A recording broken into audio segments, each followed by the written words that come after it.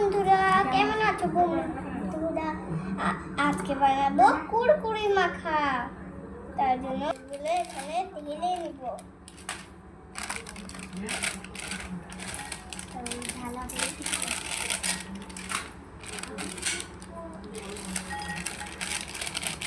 এবার এরকম করে ভাঙতে হবে।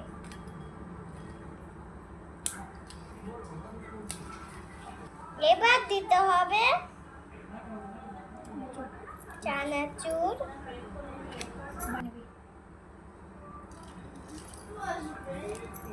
তারপরে কচা, তারপরে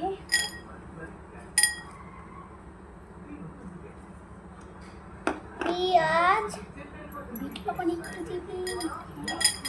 বিট লবণ অল্প অল্প একটু ঠিক একটু হাত দিয়ে উঠে দেবে না একটু রেখে দেবে। এবার একটু তেল, এই যে তেল দেখছেন এটা দিতে হবে এর মধ্যে। এবার মাখাতে হবে, হাতে মাখাও।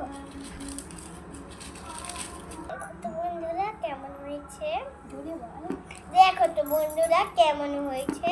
এবার এই দেখেন, এবার খেয়ে দেখবো।